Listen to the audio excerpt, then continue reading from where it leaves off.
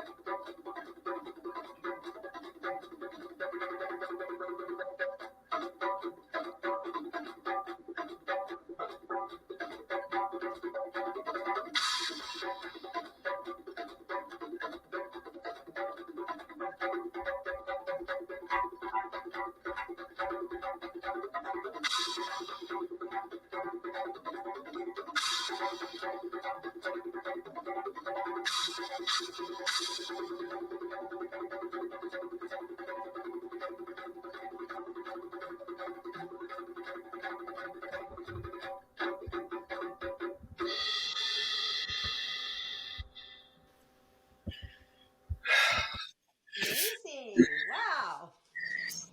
Okay. Woo-wee. Now we go into meditation. Okay. We just will go in with the yod, which is nothing. And people should focus my eyes because I'm giving Shaktipat as we do this. Okay. Here we go. Just focus on the energy coming down, the cosmic energy coming into you.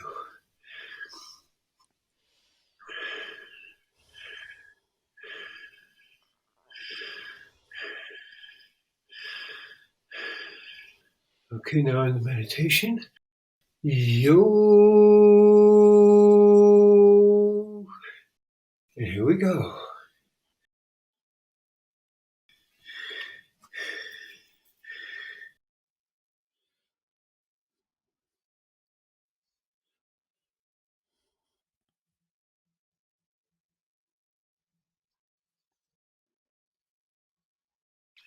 Yo.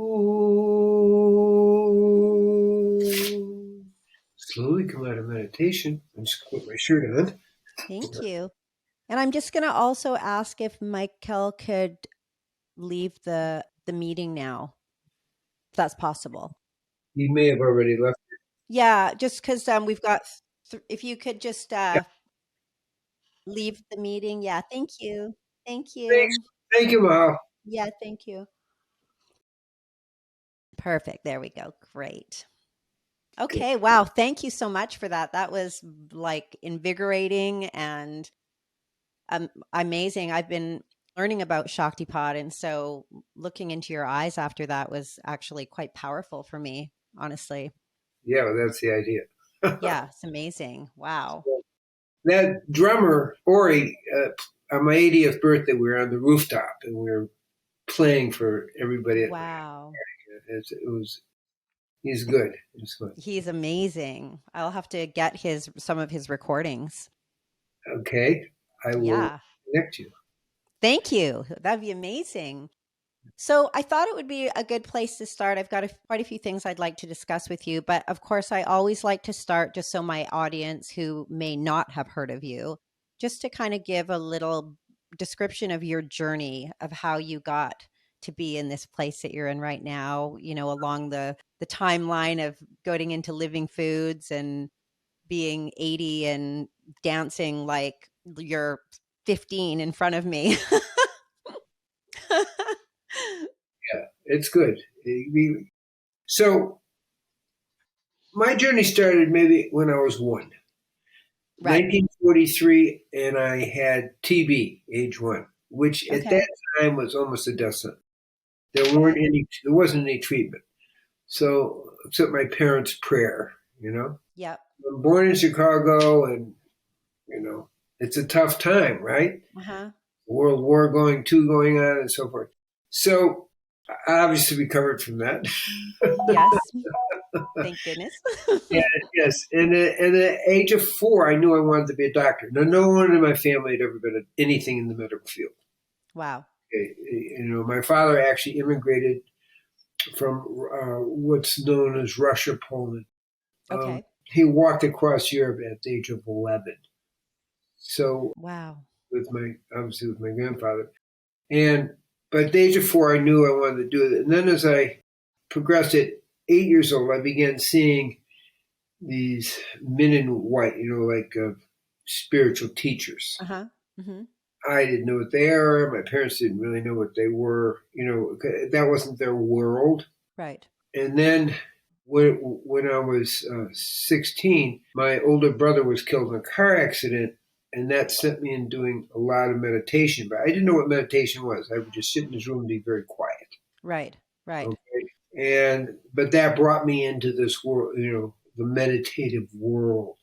Okay. And I also had the question, which I had when I was 1, although I didn't know it exactly, is what is the mystery of death? Who dies? Mm-hmm. And so I was searching for this always. And after my mother died when I was 33, I was still looking. I did not have the answer, but I met Swami Muktananda that year, and he's not alive anymore, but he was a Shaktipat, liberated master. And when I first received Shaktipat from him, I went very deep into meditation. He actually blew into my mouth, and so it was a pranic initiation, which is not something people talk about, and I didn't have a clue. Yeah, right. and so, but I went very much into nothing and came back down, and over the message came out, you should learn to eat and live in a way that feeds the Kundalini. So that's how that's the next level of getting started. I also learned in that kind of voice of God that rang out, there is no death for the self. The body dies, but the self is immortal. Right. So that was my answer to that. Okay. So that ended that question that started when I was 1. And then when my, brother died, my father died, my mother died, it's like, okay, here's your answer. But now the next thing is learn to eat and live in a way that feeds the Kundalini. Right. So that took me into about 7-year cycles, Muktananda, living there in the ashram in India, but also on tour. And it kind of put me in charge if anybody had trouble with Kundalini. So I learned a lot about it. We opened the first Kundalini clinic in 1976. Myself and Dr. Lisa Nell, who's not alive anymore. And so I was having to deal with any sort of imbalances that anyone had for any reason. And so I learned a lot about Kundalini, and I learned about what's the best diet. I learned, for example, people who are eating meat, fish, chicken, and dairy, it clogs the nadis. And I'll explain that in just a second. Yeah, thank you. The point is, there are channels through which the subtle energy and the spiritual energy flow. And those energies, those channels are called nadis. There's 72,000 nadis. 3 main ones, Ida Pingala and Sushumna. Most people know the term Sushumna. That's the central channel. Okay. You can see the Ida and Pingala, you can see these, but there's a yellow line here in the center. And then actually in the center of that is what we call the Brahmanadi. Okay. So slight white line to that. The Sushumna is the central channel. Now, got you. I began studying, what makes the Kundalini flow through these? And the Kundalini is stored at the base of the spine in an area we call the Yukta Trivini, the base of the 3 rivers. Okay? And then when it's awakened, it begins to move up through the central channel. That's what it does. These 2 come here, Ida and Pingala, come to the 3rd eye. That's what you're seeing there. Okay. Now, slightly above that, between the right and left hemisphere, is the Akata triangle, which most people haven't heard about. No. And I learned about it because of 2 things. One is I began tasting a very sweet nectar. It's like, what is that? I don't know anything about that. And as I researched it up, which is the way I learned about all these things, I would experience it, and then I would research it up. Okay? The nectar, Amrit, the divine nectar, comes out of the Akata triangle. Oh, wow. Okay. So amazing. That's how I learned these things. Now, there's another thing is there's 3 what we call granthis or locks. And again, that's not real popular, well-known knowledge. But at the very base, you have 3 locks. I'm not going to go into technical names. I don't think we need to do that for this. Okay. Show. But, the Brahma Granthi is the word lock. And that's where it regulates the flow of the energy. So I'm sitting alone in the temple. At this point, I'm meditating 6 hours a day, chanting 4.5 hours a day. Okay, things are pretty active, and it's moving me. I'm not choosing to do that. It's moving me to do that. That's very important because the whole idea is make your will God's will. And if that's what's going on, my main thing is showing up. Gotcha. Got to show up. Yep. That's the hard work sometimes. So in men and women, this lock, when it unlocks, there's an upward flow. And I describe it in my book, Into the Nothing, wherever that is. And that upper flow is key to understand. That's this book here. Okay. And I think, The autobiography. Mm-hmm. yeah, spiritual autobiography. So it's literally the semen or the ovarian energy going upwards. Okay. So some of the yogis describe it, and it's not that well described, a kind of orgasmic energy, but it's going up, not out. Okay. And that upward flow brings the higher energies really up to the top. Okay. So now in this triangle called the Akata triangle, there's Brahmeshwar and Brahmani, the kind of god and goddesses, and who nobody's heard of that, including myself. Okay. And, but they're in charge of the Ayurveda, which is the upward flow of the semen. You follow what I just said. Now, again, in women, one woman Swami actually was able to describe how the energy was coming up from the ovaries, because it's the germ cell, it's the primordial energy. Okay. So it's in men and women. It's just, okay. And those two energies here, like it's part of the crown chakra, are what kind of bring it up when it's open. And that's called Urdhvata. Okay. So then the next lock is at the heart. And that, again, when the flow gets strong enough, then when these locks open, and that's called Vishnu Granthi, then another release of energy happens. Because your body's able to handle that energy. That's the important thing. You got to be able to handle it when you get blown up. And then finally, this is called the Rudra Nadi. And when it reaches here, it's the final step kind of before liberation. So that opened up as well. And then the final thing is the spiritual master has to activate the final piece. And I mean, there were thousands of people around Muktananda, and I didn't focus on talking to him. I was too busy meditating and chanting and showing up for what he called satsang, with people go. But at noon, or in the noon break after lunch, his room, there was an inner circle, inner hallway. So I'm meditating somewhere else, and something makes me get up and walk over to that and go into the inner hallway. As soon as I did that, he comes out in his red pajamas and peaked, and begins working on this. And as soon as I feel this flow going up, he turns around and goes back in his room. So that was like a completion of a kind of the liberation cycle that took place. Yes. And I was just trying to show up. So to speak. You were open to, you were showing up for the experience. You weren't. Yeah, because it's pretty intense.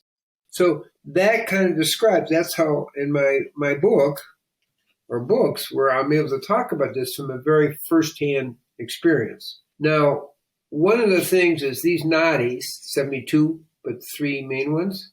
Mm-hmm. And then inside this, well, I will get a little technical. You have the Brahma nadis, a very fine white line that goes all the way to the top. And then you have Viraga and Kshetrini nadi, which go to here. Now, one is the moon energy, one is the sun energy. Okay.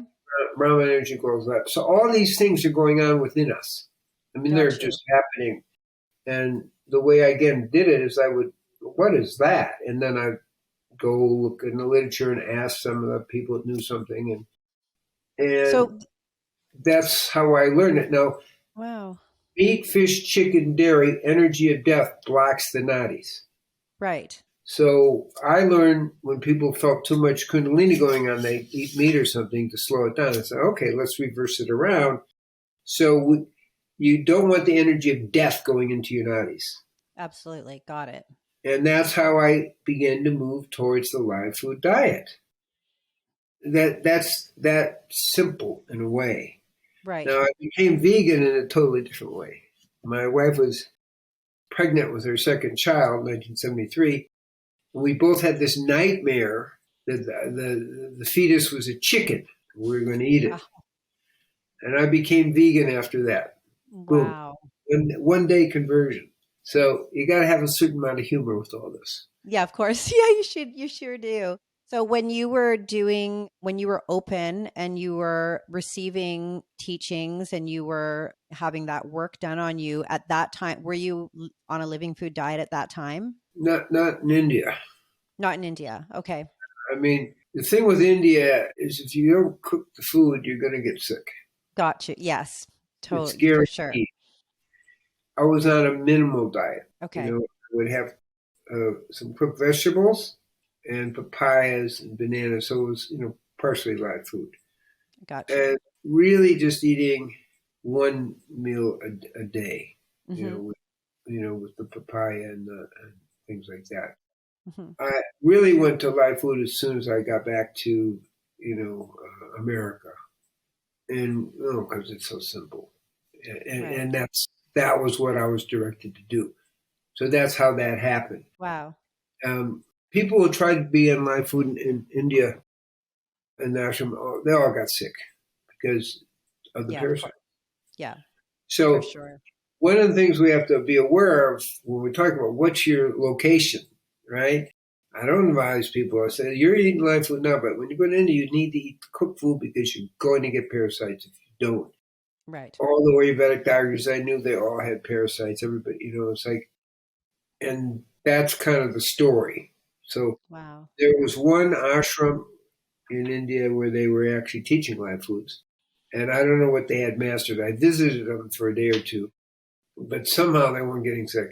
Well, I don't know Wow. what they did, but So that's you've about taught, yeah. So I've heard you talk about too the holistic side of it, so that there's not just, you can't just look at the nutrition side without looking at the spiritual, and you just can't be into the spiritual teachings without looking after the nutritional side of it for the physical, so that we merge the two. yeah. So the consequences, like if there's somebody who tends to be, on the spiritual path and they're interested in evolving, when it comes to the Kundalini and removing those blockages, is it possible to attain a level of awakening then while you're still taking in meat, fish, dairy, chicken, these types of things? So the word possible or probable is key Right. here. Two different things for sure. There are people, they're going to awaken no matter what. Okay. Okay. Got you. But in a practical reality, a live food diet, a vegan live Hmm. food diet, helps you become a superconductor of the divine. Right. It's much, much, much easier when you're eating that way and living that way. Hmm. Okay. I think that's the key. But I Yes. won't say that's not possible. People awake. They could be doing who knows what they could be doing. But Right. generally speaking, you're upping the potentiality of the spiritual awakening and the unfoldment of the Kundalini when you're not taking the energy of death, misery, and pain and cruelty into your Right. system and blocking the nadis. So Right. that's my answer: is that it's Yeah. much more likely to become a superconductor of the divine if you actually have a clean flow of energy. Yeah, absolutely. And you've spoken to about the de-evolution, so that by taking in animal products, when we're trying to evolve, we're actually de-evolving, taking on that lower consciousness. Is that right? That's right. So in the yogic tradition, I come from several different traditions, but in the yogic Uh-huh.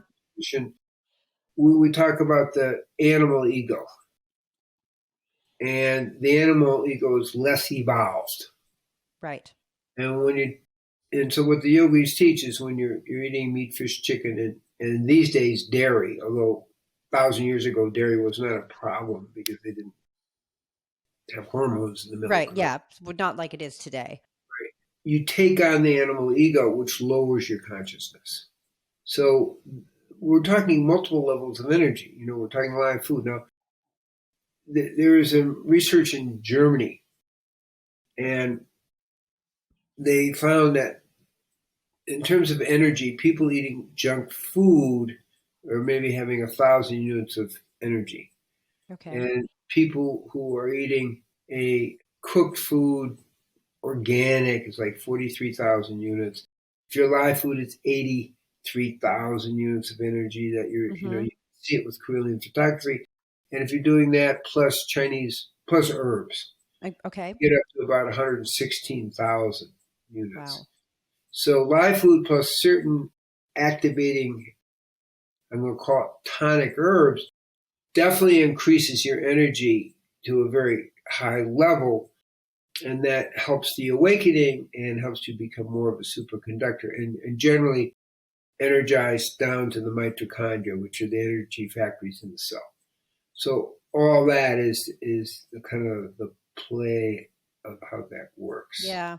I'd never really heard it said like that before. And when you said that, it just, I mean, I thought, wow, that's actually really resonates and makes so much sense that, if you're taking in that lower consciousness, then of course, you're not eating in a way that would support getting to higher consciousness. And that kind of brings me into the awakening. And like, I think everybody has an invitation to awaken, but not everyone accepts or is even aware of the invitation.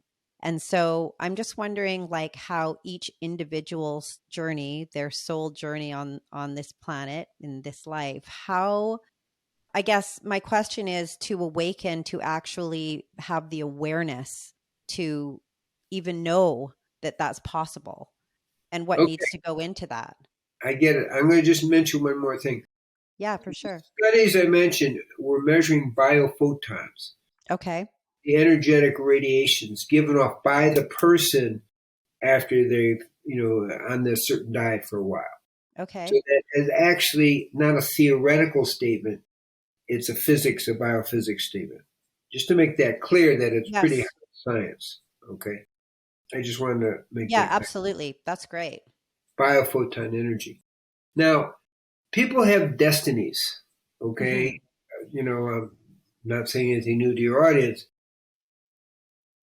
Some people come in and you kind of know it's your destiny. I can't say I knew that. Okay. Right.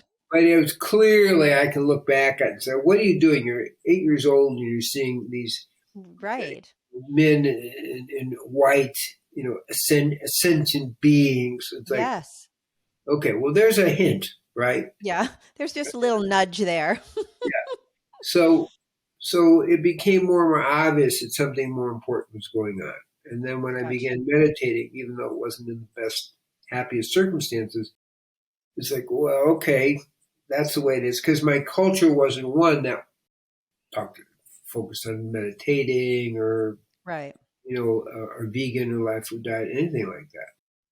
So it pushed me along. I mean, at some point, I become more aware. Okay, something important is happening. I better pay attention.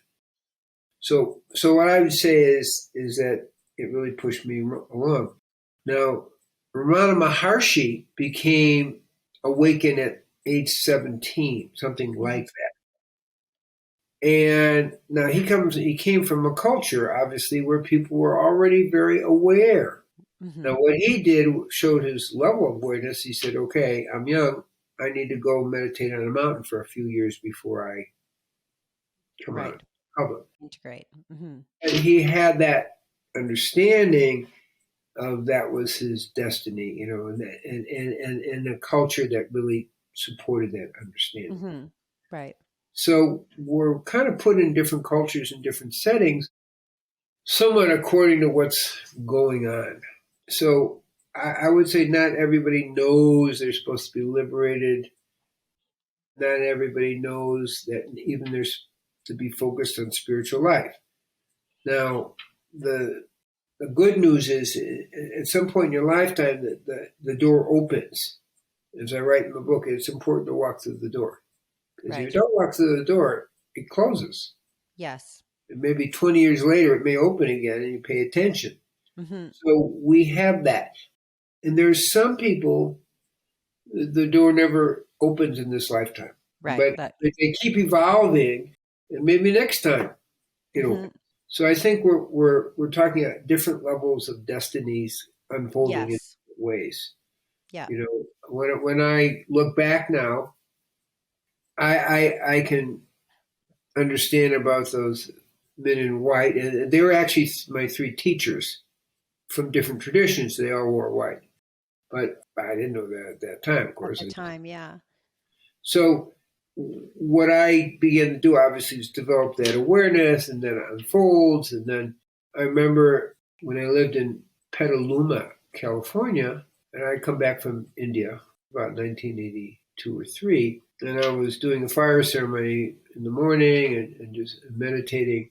Suddenly, this goddess materialized, and she is the goddess of spiritual and material wealth. And she came toward me. I mean, she physically materialized, okay, Wow. and merged with me. So I took on actually a lot of her energy. So the whole feminine aspect got activated. So we're operating these different planes as well. I mean, that was a Yeah, real, absolutely. really happened, you know. And later, I was in a cliff in a cave overlooking the Dead Sea. I was without food and water for 3 days, and Abraham appeared, and I was like, okay. And I mean, I'm told by myself nothing's going on. Right. And his love, which is what he was known for, kind of came into me. And so there were other times when I was in India that different gods and goddesses kind of Mm-hmm. literally materialized and came in. So, you know, obviously at that level, it's like, okay, obviously I better pay attention to what's going on here. For sure. And so there is this play between the astral plane, gods and goddesses. It happened a lot in India, just once in the US and once in Israel, you know, with Abraham, where they would appear. Now, one time, and it wasn't just my imagination. So one time, my second guru was Swami Prakashananda, and he lived in Nasik right next to a big Krishna temple. And I'm walking with him, and suddenly Sai Baba of Shirdi, who left his body in 1918, he was a God merged being, he materializes in front of me and gives me Shaktipat. His hand goes out and knocks me over. And what next? And then, but Prakashananda, who's walking with me, also saw him materialize. Wow. So when I'm talking about these things, I am actually not talking about imagination. Mm-hmm. There is a materialization that can happen, and that's just something that I've experienced in my life. So, you know, I was like, I have to pay attention to that, and particularly meditating in India, where they're just in the atmosphere. Mm-hmm. There was a variety of times when the different gods and goddesses would appear and, you know, interact and give teachings. Right. Okay. Wow. It's all, you know, very real. Yeah. You know? Yeah, because I think, you know, when we're talking about holistic health and talking about all of these different aspects of that, I mean, you know, another thing is the meditation. And, you know, we brush our teeth every day. We might go to the gym, we exercise, but we do need to also look after our spiritual hygiene. So, in the way of meditation and how, like, I know you still do have a meditation practice. I don't know if it's still 6 hours a day, but I'm sure you're still taking time to make sure that that's part of your daily practice. Yeah, except it's not a practice. Right. Good. I kind of trying to make that word disappear. Mm-hmm. You know, everybody calls it a practice, right? That's I'm not practicing. It's a way of life. Beautiful. And so I created the 6 foundations and 7-fold paths, which is a way of life that can lead, if you're ready, to liberation.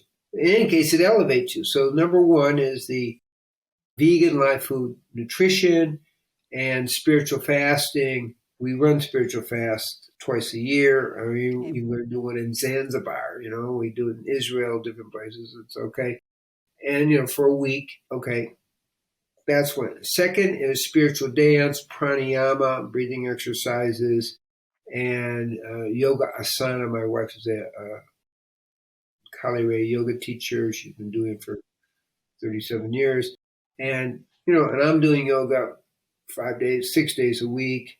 And that's part 2 lifestyle. Third lifestyle is service and charity. Okay. So we have about 26 different programs in 13 different countries, mostly focused on vegan organic farming and diabetes centers, because I do a lot of work in healing diabetes now. Right. The fourth is, if people are ready, is the role of a spiritual teacher as a guide and as energetic support. It helps. It's not so easy to do it by yourself, and also you need a little background. Mm-hmm. And the spiritual teacher has already fallen in the holes that they're telling you not to fall in. Yeah, right. And then as much meditation as possible. Now, I meditate. It's just part of my lifestyle, 1 hour twice a day. Okay. Okay. And I do the pranayama, and then we do the yoga, And that's just lifestyle. It's just like, that's how I get my nutrition. Got you. So I eat one main meal a day, don't really eat at night. We'll have fluids, obviously, and in the morning have a little cacao, Right. So so then you have as I say, as much meditation and pranayama as possible, and then the mantra repetition, okay? And then number 6 is as much Shaktipat as possible. So I'm on the giving into that right now in a lot of different places. That's fine. That's my role. Mm-hmm. Okay, you do your role. So now the sevenfold peace has to do with peace with but this is more a scene. So I'm connected to the scene. Mm-hmm. So peace with the body, peace with the mind, meditation, and peace with the family. And that brings us into the issue of intimacy mm-hmm. and the courage it takes to be intimate. That's a big deal. Okay. Yes. And relationships may be I'm not talking about sexual tantra, I'm talking about intimacy and relationship, may be the most powerful spiritual path in the West, because it forces you to interact in a good mm-hmm. way to purify yourself. Yeah. So that's partly why I do family therapy and a couple of things. But it is a spiritual path. So I see marriage as a spiritual path in that context. Absolutely. And it's always this interactive. It's good. It's good interaction. And then peace with the community. The world's in turmoil, but the key is, how do you get the right relationship with the community that you're at peace in a chaotic world scene? Mm-hmm. Okay. And then peace with all cultures. So from the Native American, I'm also a Native American sun dancer, spirit dancer, and what they call ghost dancer, and eagle dancer. And so Omataki means peace with all my relations. So we have peace with the living planet, the rock people, peace with the plant ones, peace with the flying, swimming ones, and peace with the talking ones. Not animals talk, but I'm talking about talking ones with history. Mm-hmm. So that's peace with all cultures, okay, plus all the cultures within that. And then you have peace with the living ecology. But from a Native American point of view, you're part of the living ecology. Mm-hmm. You're not an environmentalist saving the ecology. That's your body, right? And it's like an attack on the ecology is an attack on you, if you see what I mean. And taking care of your health is a way of protecting the ecology. Okay? Yes, absolutely. And then I remember the scene.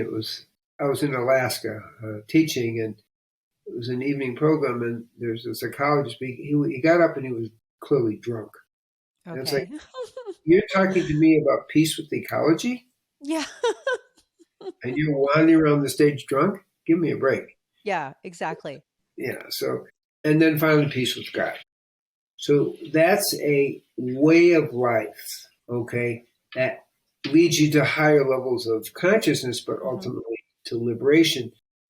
Sometime, this lifetime, next lifetime, it doesn't matter, because it's not a practice, it's a way of life. That's how I make an point with that.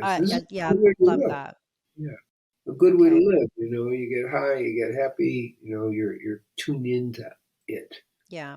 And I think the aspect of relationship too is very important, not just with like a significant other, but like you talked about, community or co-work, anybody, because it allows a reflection back to you. And if you're aware, if you have enough awareness and the insight to see it, it can be such an amazing tool for growth, Yes. by having others in your space. And there's a book that I was reading and they say, trust the triggers to teach. So, when you're triggered, look at it as a teaching opportunity for yourself. And when you move through those triggers, there's an evolution there, Absolutely. Absolutely. Yeah, which is really And amazing. also love is a good thing too. Absolutely. That's part of the path of, marriage, or, it's just love, it opens Yeah, up your heart sure. and you feel that oneness. So I was hoping that we could talk a little bit about Ayurveda and so in Ayurveda, it seems like it's not always based on using living foods. And you've discussed it in a way that you've talked about the different doshas and how you can, that I think you've talked about chromosome 19 as being the chromosome that gives our individuality and what that says about how we're actually supposed to eat in the way of like macronutrients. So maybe you could just do a little brief description of what Ayurveda is, because I think in the living food space, it's sometimes not even thought of, and what the different doshas are and why it's important to be aware of what your dosha is. Okay. Good question. So, but let's go back to chromosome 19. Yes. How's Amazing. I love it. of the reading? And so everybody has a unique constitution. It's a very important thing to understand when we're really talking about nutrition and lifestyle. On chromosome 19, it says how much protein, how much fat, how much carbohydrate you should have. Right. 70% of the population needs a slightly higher protein, and 30% needs a slightly lower. What's the range? 35 grams of protein per day for lower and 70 for higher. That's still a lot less than what most people are eating. Now, in addition, Yes. and Ayurvedic talks about this, but I'm going to do it in a non-Ayurvedic way for the moment. Okay. So people in their 40s are eating too much protein. Obviously, babies, teenagers, they need a lot of protein. Okay, that's. Yep. But then, so for men, it doubles the rate of cancer and quadruples the rate of early death if you're eating too much protein.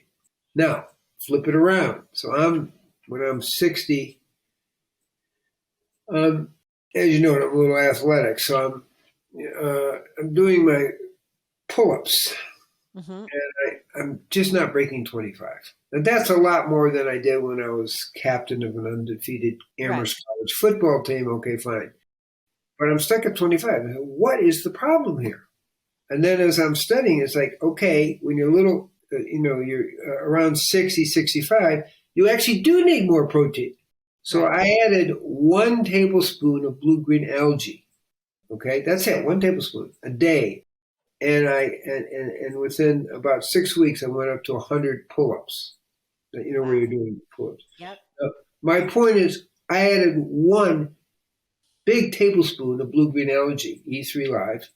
Yep. And that was all the protein I needed. So I was not getting enough protein. Even though I'm a low protein needing person, I was too low at that age, where you need more protein. Okay. So in understanding the doshas, we have to understand there's a little bit of fluidity.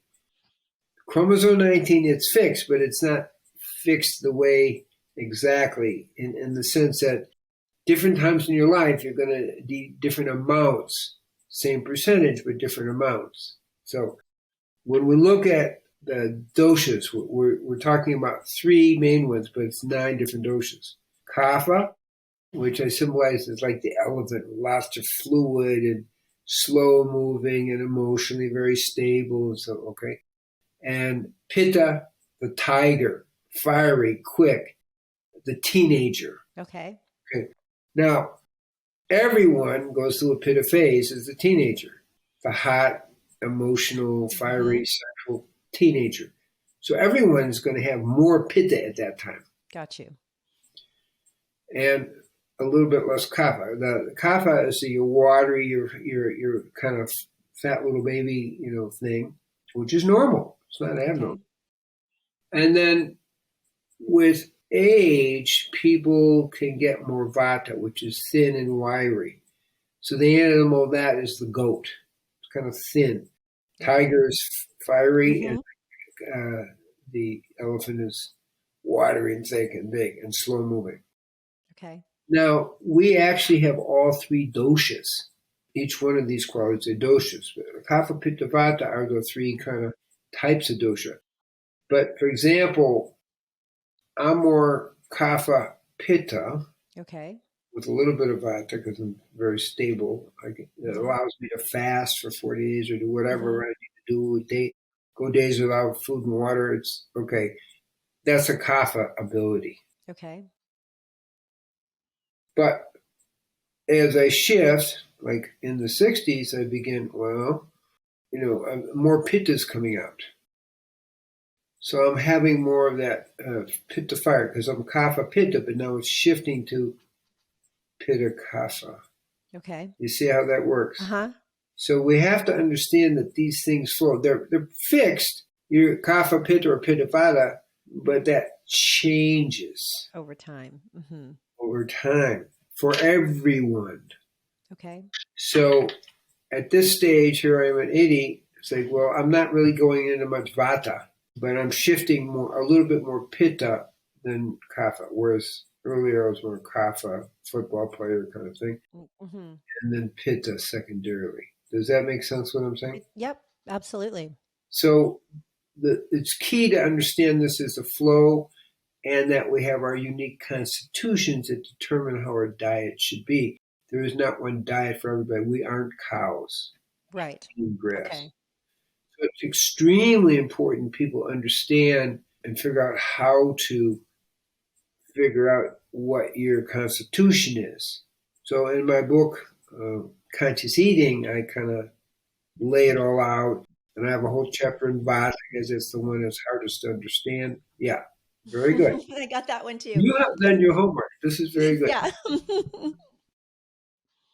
But I lay it out, and I have a particular chapter on Vata, which is the most important to understand because it's the one that makes you the most emotionally vulnerable, and how do you not create a Vata imbalance? Because the key test is how do you balance all three doshas.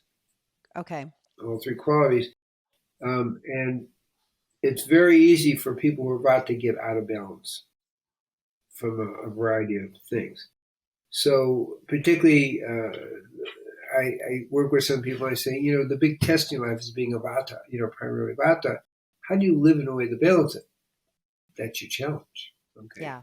So that's kind of how I kind of talk about those. Is chromosome 19 something like, how does somebody establish what their chromosome 19 tells them?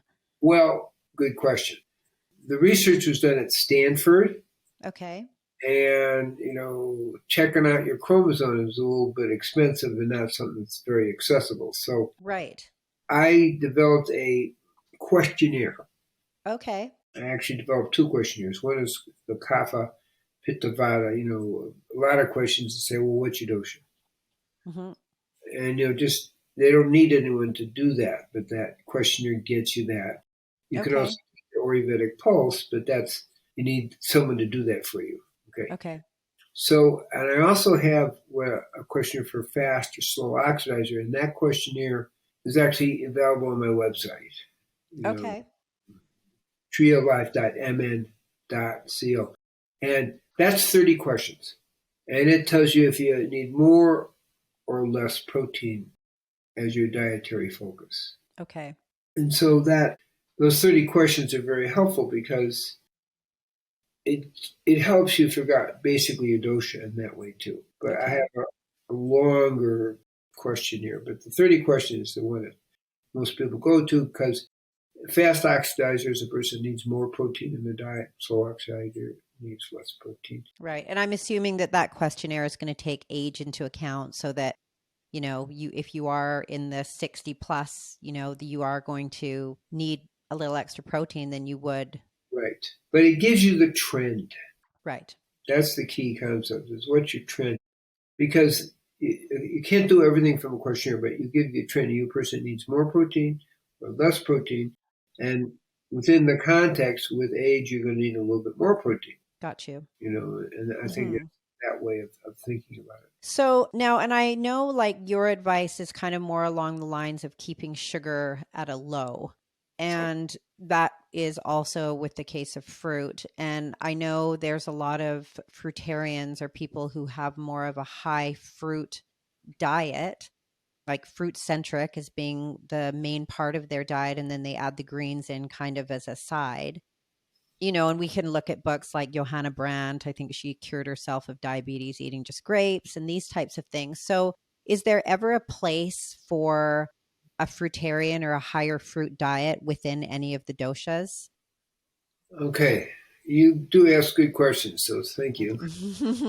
So we're all a little different, okay? Got it. And what I see is that there's some people who can actually be in the classical fruitarian sense, you're only eating fruit, can be successful. That may be 2 to 5% of the population. Okay. The problem we face is the exception isn't the rule. And I see a whole lot of people be fruitarians who not only don't succeed, but worse. Okay. I mean, I don't want to go too far when I say worse, but I'm going to say drastically worse. And so there are certain people, according to their constitution, they can do more fruit, sugar, and so forth. But the vast majority of the people, that doesn't apply to.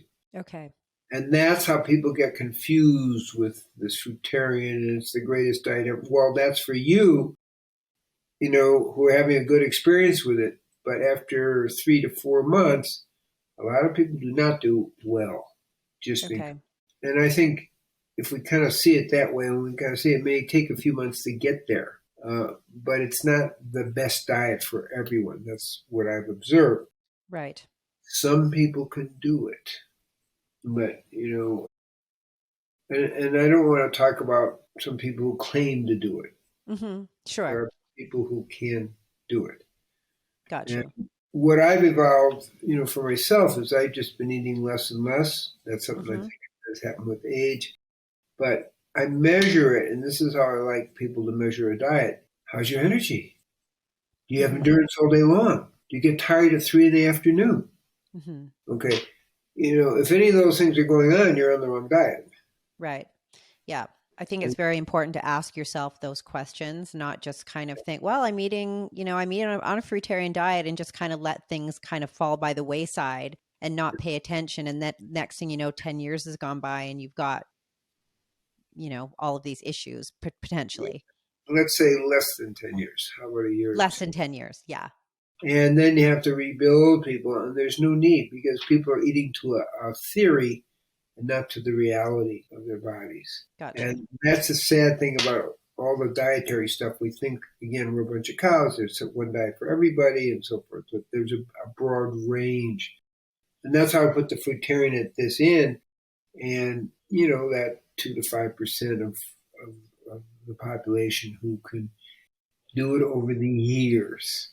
Right. But usually within a few months, it's not working. And that's why I say sustained energy. Now, one of the problems with fruitarian is fructose.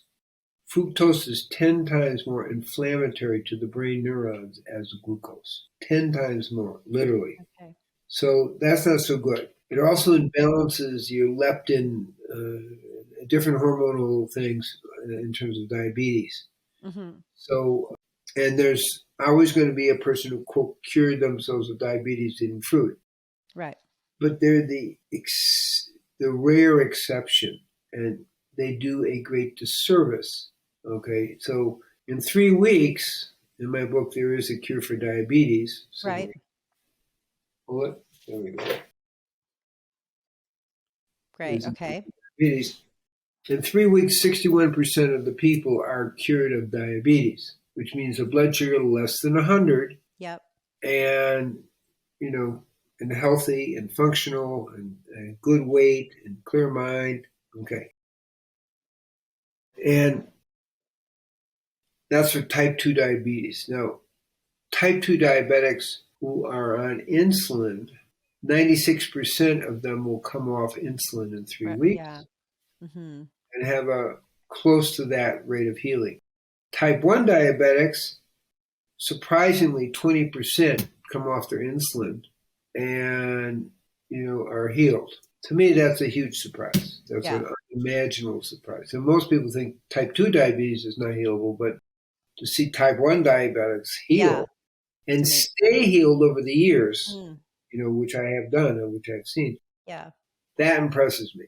Yeah. As a doctor, it's like, because it's kind of unheard of, really, So I have 20% of my people who stay in my diet, and it's just vegetables, nuts and seeds, and for some people a little bit of legumes. Grains will raise your blood sugar significantly, and meat eating increases your rate of diabetes 35 to 50%. Yeah, which is really kind of a lot of people, especially who are, following the carnivore path and are hoping to use that as a way to heal their diabetes. That's something that's really important to know, that you're actually raising your chances. And there's a reason for that is the animal protein and animal fat actually are toxins to the beta cells of the pancreas, which make insulin. Okay. And fish fat is even worse. It's the worst.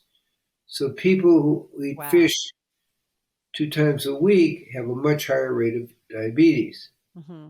So fat and protein actually poison, when I say fat and protein, animal fat and protein, tend to kill off the beta cells of the pancreas, which would make insulin. Right. So a lot of people don't know that, and that's kind of newer information. Older and newer. But the point I'm making is the diet I prescribe kind of avoids that issue, because it's aimed at regenerating the beta cells. Okay.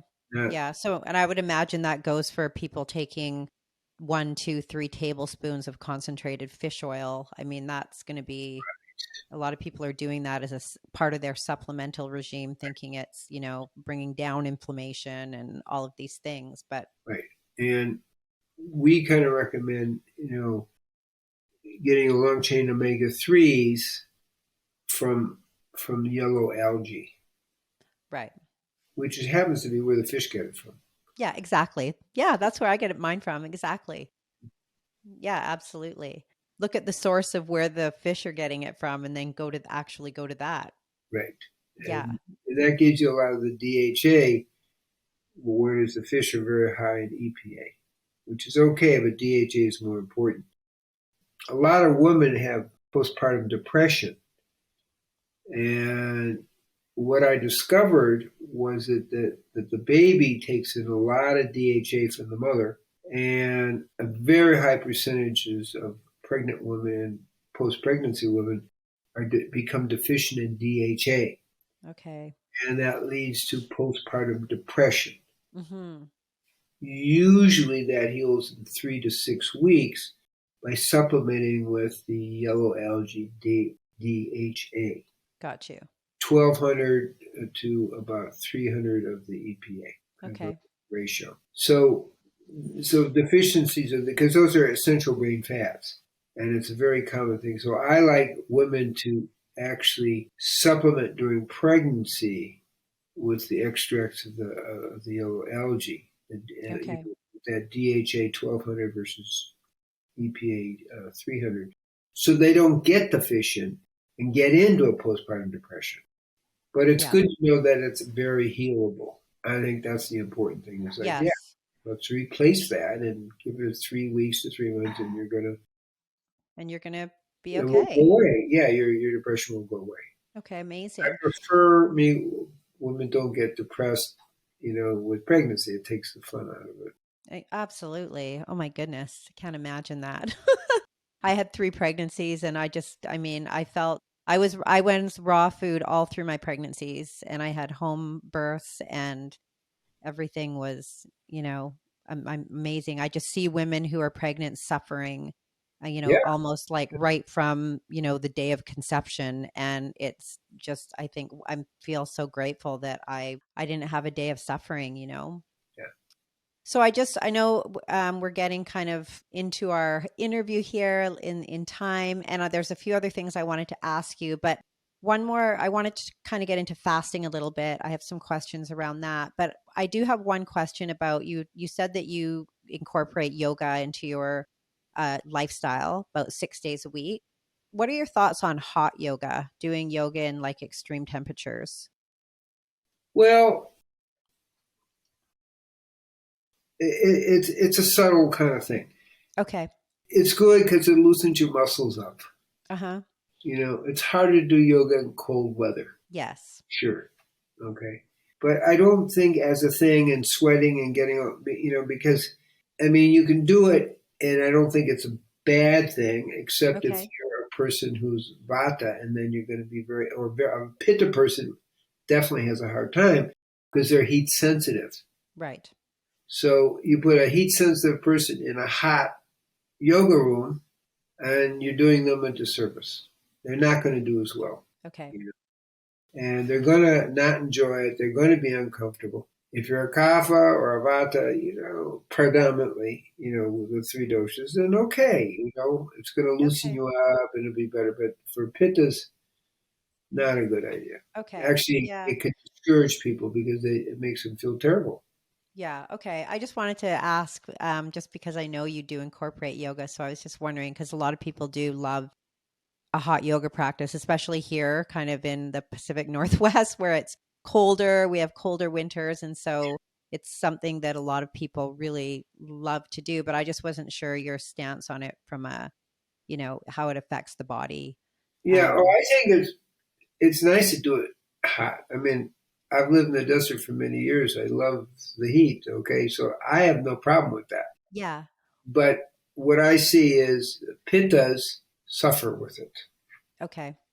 and that's what the key thing to Okay. understand is Yeah. that they're all different here. It's just like different diet, different temperatures. Yeah. So maybe if you're going to hot yoga and you're struggling with it, it would be a good idea to do that questionnaire and find out what you are. And maybe the answer lies Like in they, what your dosha is. Yeah. Cool. Okay. So when it comes to fasting, I wanted to ask you, you said there's never enough food for the hungry soul. I love that. And when it comes to fasting, when I've heard you talk about fasting, I'm assuming you're talking about water fasting or very diluted green juices, but it's going to be and resembled. we don't use fruit juices because it's too imbalancing to the blood sugar. It Right. disorganizes your hormone balance. Is it important, do you think, to incorporate that little bit of green juice while you're fasting? Or do you feel that if someone can tolerate a water fast without that, that's just as beneficial? Again, you ask good questions. Okay, Thank you. so I tend to like green juice fasting. That where it's diluted in half. Well, why? Okay. Because I've seen too many people do water fasts and do very, very poorly, Hmm. and it takes me a year for them to recover Okay. because Okay. they get depleted. Okay, of their minerals. And an energetic deplete. Now, for a short fast, to a 3-day fast, okay, no big deal. Sure. You know, but I've done a 21-day water fast, so it's like I have an idea of that. Yes. But I'm more kapha, I can do that, if you see what I mean. Yep. I mean, take somebody who's pitta or vata, and you could create some imbalances that take more than a little bit of time to undo. To recover that. Yeah. Yeah, Okay. so it's all again who you are, what your constitution is. So for me, the safe way to go, unless we have a very serious medical condition, is the diluted green juice. Okay. When I'm doing lots of groups, I'm fasting with 60 people, and it's like, I don't want to have people going into crisis because they're doing water. I'll say, Okay. you want to do a day in water, fine, but you're not going to do 7 days unless you've done this before. Hmm. Again, some people can do it. I've done this 21-day water fast. It was fine. I did 100 push-ups in the last day. You know, Wow. but get what I'm saying. I'm more kapha. it's going to affect me a lot less, Mm-hmm. than a vata who's going to be thrown into more serious imbalance. Got you. We got to keep in mind that we are unique physiologically. That chromosome 19 was a really breakthrough bit of research. Mm-hmm. You know, Need to kind of keep that at the forefront and just always remind yourself that you're not the same as your neighbor, your that partner, your and don't, children. and Yeah, don't compete with them. Just be yourself. Compete with yourself, and right. find your balance, and then just keep improving that. Hmm. So when it comes to fasting and more extended fasting, I mean, you talk about doing one meal a day. So maybe there's like quite a bit of like intermittent fast. A lot of people are doing intermittent fasting now where they're eating within a very short window. But I'm talking about more of the extended fast, like maybe 14 to 21 or even beyond that. And what that does for the emotional body and how important that is to really clear out that residue. I've talked to a lot of people who have done extended fast, both juice fasting and water fasting, that access emotional places that they didn't even know existed. They spent 7 days in this fetal position on the floor in tears, you know, Okay. clearing out this they had forgotten, and all of a sudden now it's coming up. But how do you feel about the importance of actually taking the time to do a fast to, yeah, of course, clear out, maybe you have some dis-ease in the body and you want to kind of work through that, but also the emotional component of it and clearing out that residue, not just from this lifetime, but maybe from ancestral trauma and that type of thing. That's a good question. So Thank you. yeah, you're right on. So it's good. So the the the, the key is again, what's your constitution? Okay. Okay. Now, in a 7 day fast, there's like a cycle people go through. Within 10 hours to 24 hours, people go through a kind of they're resetting. They're moving from glucose metabolism to fat metabolism. Okay. And day 2, 3, and 4, but day 3 and 4 and 5, actually, there's often a tendency for emotional release Okay. because your body armor has diminished. Mm-hmm. So then you begin to access the emotional. So when we do our spiritual juice fast, we really emphasize, okay, we're day 3, 4, 5. Pay attention. A lot of emotions are coming up. Mm-hmm. This is the time where we may want to do a 0 point, which is, of course, I do a yoga of the mind, yoga. Okay. Um, so pay attention to what's coming up. Take notes. See what your dreams are telling you because you're more emotionally open. And then more of the healing happens in day 6 and 7. People start to feel really, really good. All the endorphins are working. Everything is this is the normal cycle. Okay. I'm going to say day 3, 4, and 5. A lot more emotions come up. We warn people about that. We say, don't worry about it. Just take note. There's a lot of healing going on. Now, when I'm giving Shaktipat, which I do twice a day when we're doing spiritual fast, we actually do absorb my aura and burn up a lot of people's stuff. Not 100%, but a lot of people's stuff. And that's not unique to me. I mean, that is part of that Right. tradition. So and that used to happen for Muktananda too. So when you're meditating twice a day and you're getting Shaktipat from me twice a day, we are burning through a lot of those released emotions Okay. that are being released. More emotions are kind of in the fat tissue. I'll put it Mm-hmm. that Okay. way. And of course, you have your body armor that gets thinner during fast, but as you burn the fat, that's where a lot of negative emotions are stored.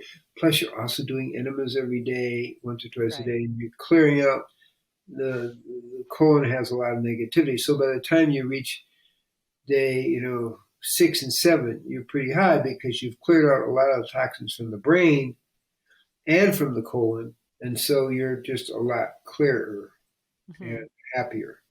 Yeah. So really, I mean, if you're not doing a fast, you're not really going to be able to have access to those deeper layers of trauma and wounding because you're not actually, if you're just eating all the time and you're not allowing yourself to go to that place of the release of what's stored up in the body, it seems to me that you wouldn't be able to really get to that same place. Of course, there's a lot of healing that can be done, and we can go to psychotherapy and all of that. But, if you really want to, if you're committed and you really want to get to those deeper layers to clean it out, it seems to me that you really need to incorporate fasting as a part of your life. Well, I've been fasting twice a year since, at least twice Yeah. since 1983. So, that was where I did a 40-day fast. So obviously, Yeah. I'm going to agree with you. But what I Yeah. am, Okay. I'm going to qualify by saying you need to actually have support in going through those, because there's a lot of natural release. And the Shaktipat is part of it, but people knowing that this is going on so they don't take it so seriously when they get Right. upset with each other. And then, as I say, the Siddha Yoga approach, it helps people release it. Now, you can access these things without fasting. It's just not as quick or as easy. Right. That's Yeah. why It could take a long time to get to those layers. And I right. was just going to say, also ask you like the importance of having a fast like that supervised. Like if people are going to undertake a fast that's more than, maybe 2-3 days, I'm assuming that having proper supervision, not only for the physical things that come up, but also to have kind of a safe container as the emotions come up is very important. Extremely important. And Yeah. really, I was shocked to see there's just a few people who have like a medical background, Hmm. who are doing fasts in the United States. It's like, wow, Yeah. and so, but our fasts are kind of more worldwide at this point, but there's very few trained medical doctors who've been fasting themselves for years and years and years who have the experience to handle all the different things that come up. So when you don't have that, then you tend to suppress it Right. because it's like dangerous. Got you. Yeah, for sure. And that's kind of the way I look at it. I mean, we do fast here in Israel, but we actually our next fast is going to be in Zanzibar. Oh, Which wow. is wild. Amazing. That's So really cool. we're just putting that info out, but basically, we do fast over the internet with groups of people. But the supervision is really really important Hmm. when you're going past a few days. Now, I don't call intermittent fasting fasting because you need to be fasting for really 2 days to be into fasting metabolism. Got you. Everybody's different, but to move from glucose metabolism to fat metabolism, ketone metabolism, Yeah. does take more than just intermittent fasting during the day. Right. Got you. You know, So, on on the topic of emotional healing, what are your thoughts on plant medicine, ayahuasca, mushrooms, these types of things as a tool to clear and move through, old traumas, that type of thing? And I just want to state, and I've said this before in other podcasts too, that I've never actually done plant medicine, but when I see people doing them, what I notice is the body rejecting it in the way of vomiting or diarrhea a lot of times. So I'm just wondering, but of course, people also have experiences where they say they're life changing. So I'm just wondering what your opinion is on plant medicine for the purpose of healing the emotional body. so again, another good question. So I've been dealing with this for since the '60s. Uh Okay, huh. and a lot of people caused a lot of difficulty for themselves. Hmm. And people would go psychotic, and you can get psychotic even on marijuana. Right. Okay, that's one piece of the story. Another piece of the story is with ayahuasca in particular, but I'm going to tell you with even marijuana, you can pick up entities, Hmm. Yeah. and that's written in the literature. And ayahuasca, shamans will tell you, yeah, there are a lot of entities around. So I do a lot of work removing entities. Hmm. Ayahuasca is almost at the top of the list of people who picked it up during ayahuasca ceremonies, even with a shaman, because they know it, Hmm. but still vulnerable to it. Second thing that happens is you get brain damage. And I have, in some of my slideshows, I show the brain damage with marijuana and all the different things, and literally brain damage. So this is something I became aware of in about 1972 when I was doing a little work with THC as a hypnotic for sleep. Government sponsored thing, and I had to go through all the literature and do all that. Right. I was particularly noted that people who've been doing marijuana for 20 years had significant brain damage. It was just I had to do a survey of the literature. That kind of woke me up to it. Yeah. So there's this guy, Dr. Amen, who does this certain SPECT scan, and you can literally see the brain damage for people. So it takes me about 2 years to repair people's brains from the damage. And that's pretty the full range of everything. I mean, cocaine is probably the most addictive. Right, And then right. within a day, people can get, But we're talking marijuana, we're talking LSD, we're talking, your mushrooms, you're talking and clearly ayahuasca. So all these things really do happen. So the answer I would have is, knowing the downside, there are better ways to go about this. Mm-hmm. They're called meditation. They're called shaktipat. In other words, creating a lifestyle that naturally takes you to that level of awareness, but sustains it. Doesn't just give you a hit of it. Now, can people use it therapeutic? I have psychiatrist friends, one or two, who are, have used it for a therapeutic experience, and you get a release, and people have been helped. But that's with a trained therapist. Right. And again, not too often. So people who are doing it on a regular basis, they're getting brain damage. There's just no question. There's no doubt. Yeah.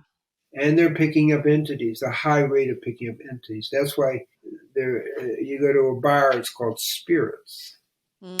Yeah, wow. No, You never thought of that, right? No, okay. I never have. Yeah. But we see a lot of spirit entity invasion in alcoholics. And because they love sex and violence and alcohol. And so spirits, entities are attracted to that. So this is why a lot of people who drink become aggressive. Yeah. Once they start drinking. And they can have entities. And, I do work with that to release that. I mean, that's just, as it's evolved, I've kind of said, well, okay, now who knows about this? And then, I had to learn and was trained to do that kind of thing in the early 70s. Wow. So it's a real thing, and they do write about it, and ayahuasca is right in there with that. Is breathing, or doing a very holotropic breath work, for example? I know there's been some people who have said that is actually a really good modality to use to also access healing. If you can do it properly, the breath, you can get to those same levels as you would. Yeah, so I'm friends with Stan Groff, who created holotropic breath because they wouldn't let him, legally can't use it. It works, but we're talking a temporary thing rather than a state of consciousness. So what I'm talking about is as a way of life, not a temporary up or breakthrough with holotropic breath, is that with the 6 foundation, 7-fold piece, the 3 become 1, and you're creating a steady state of increasing your awareness. So and that's the key. When you move to self-realization, God-realization, that you reach a certain plateau and it's more steady. Not, I took a drug and I can make a breakthrough emotional and go back down again. Got you. Yeah, we're looking for sustainability. Yeah, so holotropic breath is much safer, and I say Stan Groff, who I'm really friends with, helped develop that.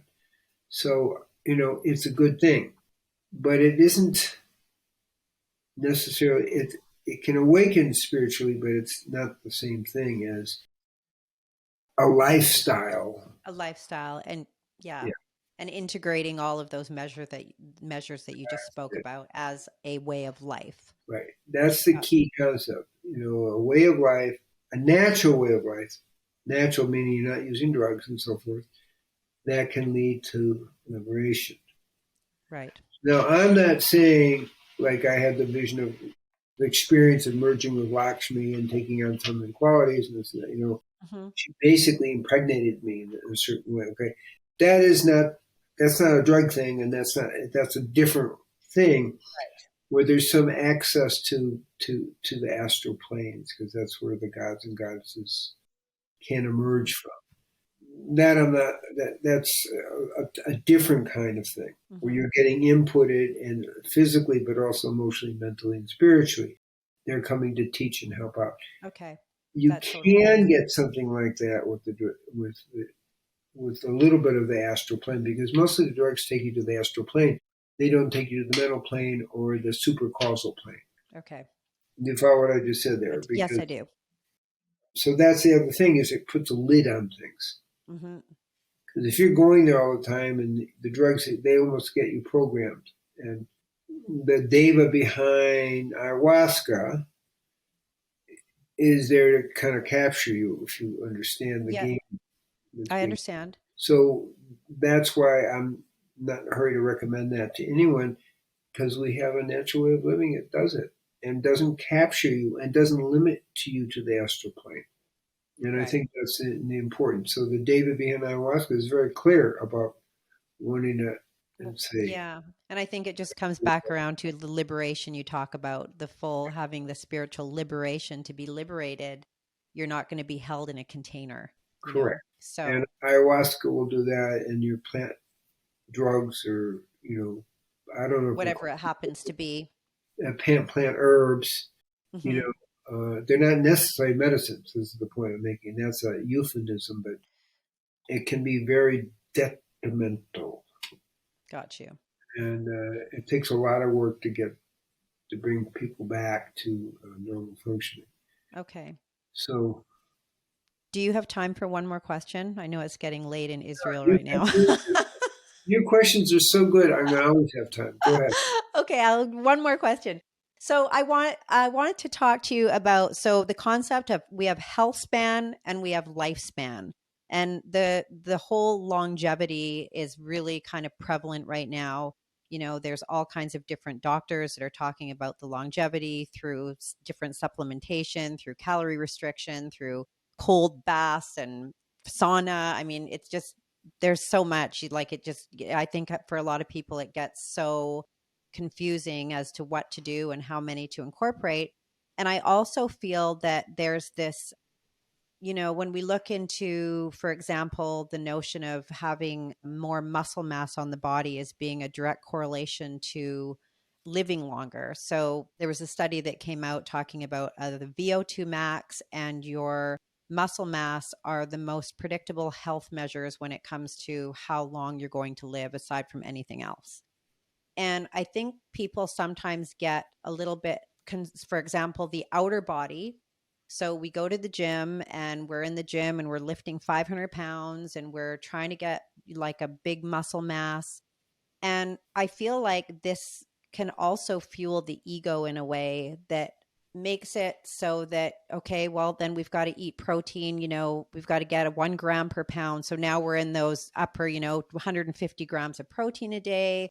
We're doing exercises that are going to fatigue our adrenals because we're in fight or flight mode all the time. So the question is for you, because you are at an age now, I mean, you're 80 and you're doing push-ups, you're doing pull-ups, you're dancing, you're cognitively so aware. So in your view now, looking even at people in their 50s, 60s, even in their early 70s who are taking on these measures to try to get longevity, but in that way, like, what would you say in terms of things that you can do to create health span so that you're aging in a way that's going to allow you to have a great life and enjoy your children and your grandchildren and not be the typical, I mean, a lot of people in their 80s are in a wheelchair or using crutches, How do you feel about, like, what are some real good measures do you feel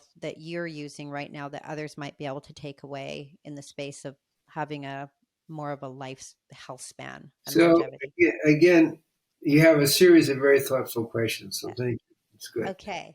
So when I was 21 and captain of an undefeated college football team in the National Football Hall of Fame, I could do 70 push-ups and my endless amount of sit-ups, but let's say 500, and my 8 pull-ups. Okay. That's at a pretty athletic state and pretty good. Okay. So at the age of 80 cycles around the sun, I've hit 2,000 push-ups. It's amazing. And kind of endless sit-ups and, made it up to over 100 pull-ups. Now, what am I saying? So I'm saying with age, we can get strong. Oh, also, when I was playing football, I couldn't even get my palms to my knees. Okay. Now I put them on the floor. Crazy. Okay. So with age, we have the option to get stronger. That's what I'm saying. 2,000 push-ups versus 70. More flexible, sit in full lotus, hands, palms on the ground. Okay. And, so stronger, more flexible, and really more endurance. So that's a very important statement. I'm not thinking about aging. I'm thinking about, in a sense, competing against myself to go to higher and higher levels, and it takes a little bit of time. So there's a lot of work, but the focus isn't anti-aging, because that's almost a negative thought form. The focus is getting more flexible, more strong, and more resilience. Yes. And having enough time as you get more cycles around the sun to get there. So here I am at 80, stronger than I was as a captain of an undefeated football team at 21. Wow. So what am I saying? I'm answering it in a kind of well, we can get better with age. We're not trying to be anti-aging. Mm-hmm. We're using the years of good health to keep building the good health. Right. It's a wholly different concept. I don't really ever think about muscle mass. I am pretty much the same weight as when I graduated high school. Wow. Pretty much there, a little less than when I was playing football. I worked real hard to gain some weight for football. But the point I'm making is my weight's the same, the energy's steady, and I'm getting stronger with each year. So what am I doing? There's no big secret. I really apply the 6 foundations, 7-fold piece to everything I do. I am eating less. Mm-hmm. Okay. I'm not focusing on protein in any way or fat or carbohydrate. I'm just creating the diet that's best for me. And my measure is stronger, more flexible energy all day long. To see what I'm trying to say here? Yeah, absolutely. So I'm saying we can get better with age. Totally different paradigm. Yeah. Then how do I prevent aging? So that's my answer, is that we have the option to get better with age. Yeah. It takes work, but it's not that much work. But it's also your mindset is you're not expecting that. You're not expecting what most people do. You're expecting the opposite. You're expecting, I'm going to get better as I age, and it's in your mind. Yeah. And it's a paradigm shift that way. And that's really what I'm sharing to people. Okay.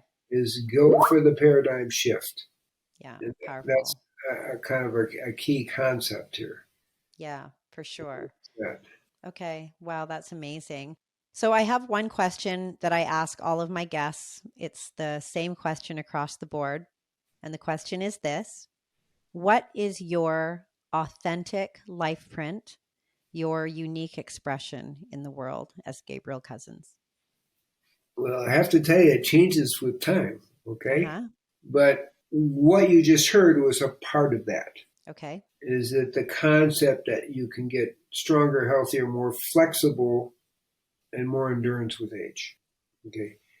The other life print is the uplifting of the world. Mm-hmm.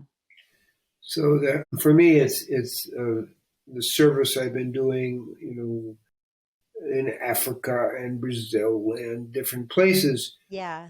I'm stimulating kind of a raising of the consciousness, and not only about diabetes and preventing that, but raising the consciousness to be a light to the world. And so some of that comes. Also, a genetic Levite. Aaron and Moses were Levites. And so their mission was to be a light to the world. And so that's kind of what I see my imprint is to be a light physically, emotionally, mentally, and spiritually to the world. Wow. Not just spiritually, not just physically. So I don't belong to any of those paradigms. It's like a total holistic Yes. kind of way of being a light to the world, all levels of our existence. Beautiful. So I guess that's the way I would Yeah, put it. that's wonderful. Yeah, you are really the embodiment of the whole, you really are. And I mean, you've been inspiring me for 30 years and I know you have for others too. So that's really beautiful way to end this podcast today. And thank you so much for your time and sharing. And this has been just a wealth of information that I think my audience is going to appreciate so much. So, where can people find you? Talked about started doing a fasting retreat in Zanzibar, and I know you've got some courses online. So, where's the So best place? there's two places. Easy is drcousens.com. Okay. And the second one is treeoflife.mnmightynetworks.co. And Okay. that's really my website. Okay. Dr. Cousens will kind of take you there. Okay. And you can see the interviews, you can see the different things, like that fast slow oxidizer thing. You can print that off. That. And yes, I have programs during the week. I mean, we will advertise this when you just have to give me a little notice when it goes Yeah, up. for sure. But I am teaching in different places in the world via the internet. Okay. So, like on Thursdays, we have a spiritual nutrition 1 hour, Mm-hmm. 5:30 Israel time, 5:30, 6:30, and then from 7 to 8, Alive and Liberated with Dr. Gabriel. So that's a regular weekly program. Okay. And then we also have Brazil program once a week, and certain kind of radio and internet shows. Okay. Wow. Amazing. So all that is listed in my website, treeoflife.mn.co. So I want to Okay. bless you and thank you for your good work and bless you that you continue to expand in all levels of consciousness for yourself. Thank You're you. doing a really good job. May it continue to expand in many Thank you ways. so much. And I want to bless the listeners for being Yes. wise enough to tune in to Shirley's program. Thank you so much. It's good. And I will link all of your websites. I'll link that all in the show notes on all the platforms that I'll be on. And yeah, blessings and have a beautiful evening. Thank you, everyone. And we'll see you next time.